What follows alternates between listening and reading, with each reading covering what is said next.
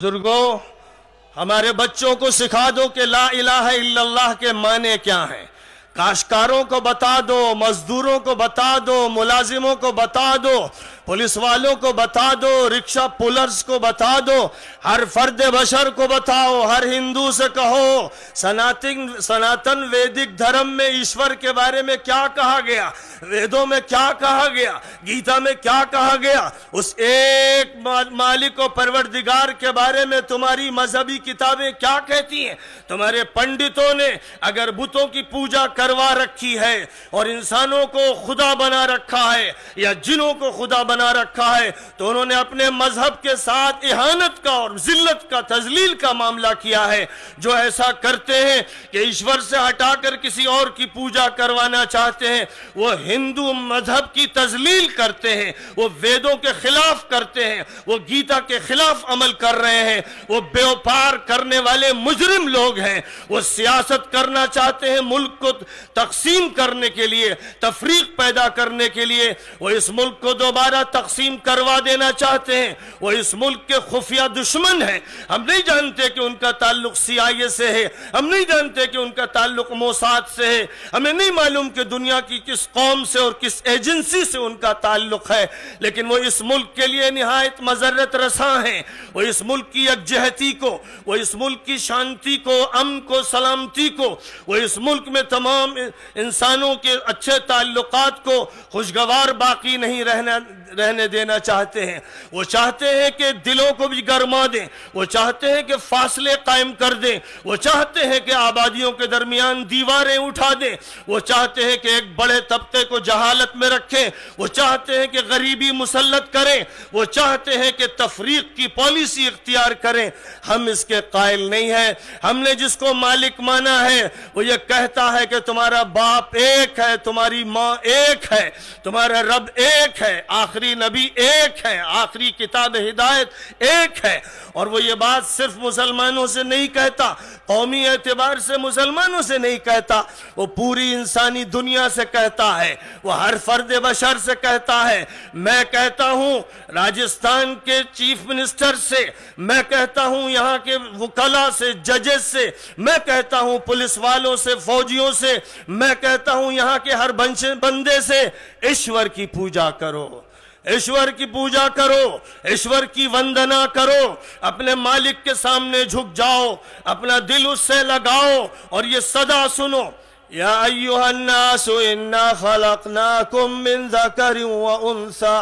وجعلناکم شعوبا وقبائل لتعارفوا ان اکرمکم عند اللہ اتقاکم ان اللہ علیم خبیر۔ اے انسانوں، بات پورے مانوتا سے، مینکائنڈ سے کہی جا رہی ہے، کسی قوم سے نہیں۔ اے انسانوں، ہم نے تم سب کو ایک مرد اور ایک عورت سے پیدا کیا اور تم کو مختلف قبیلوں میں اور خاندانوں میں تقسیم اس لیے کیا تاکہ تم ایک دوسرے کو پہچانو، اور تم میں سب سے زیادہ عزت والا انسان وہ ہے جو اپنے ایشور کی سب سے زیادہ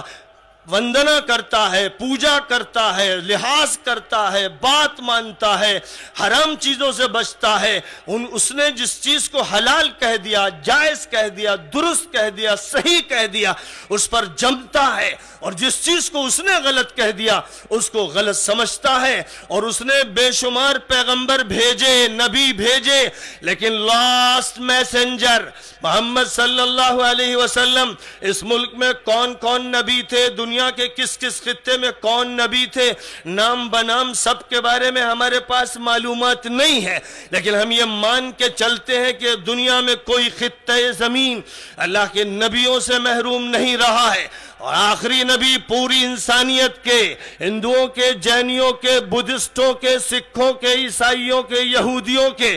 امریکہ کے آخری نبی، آسٹریلیا کے آخری نبی، عرب ملکوں اور اسلامی ملکوں اور ایشیائی ملکوں اور تمام بر اعظموں میں بس موجود سارے ملکوں کے تمام انسانوں اور جنوں کے آخری نبی حضرت محمد مصطفیٰ صلی اللہ علیہ وسلم ہیں۔ وہ دنیا انسانیت کے نبی ہیں، آج مسلمانوں کی ذمہ داری ہے جیسے پہلے تھی کہ یہ بات آپ کہیے، بس پہ اپنے ساتھ بیٹھنے والے ہندو بھائی سے کہیے، رکشے پہ بیٹھنے والے سے کہیے، ٹمپو پہ بیٹھنے والے سے کہیے، ریل پہ بیٹھنے والے سے کہیے، جہاز میں جو ساتھی ہے اس سے کہیے، دکان پہ آنے والے سے کہیے، ایک ایشور کی پوجا کرو اور اپنے اسکولوں سے شرک ختم کرو، مندروں سے شرک ختم کرو۔ شرک سب سے بڑا پاپ ہے، اور اگر اللہ کے ساتھ تم کسی کو شریک کرو گے، جو ایشور کی صفات ہیں وہ کسی اور کی بتاؤ گے، تو مالک تم سے ناراض ہو جائے گا، بھی وہ چاہے گا تو تم سے نعمتیں چھین لے گا۔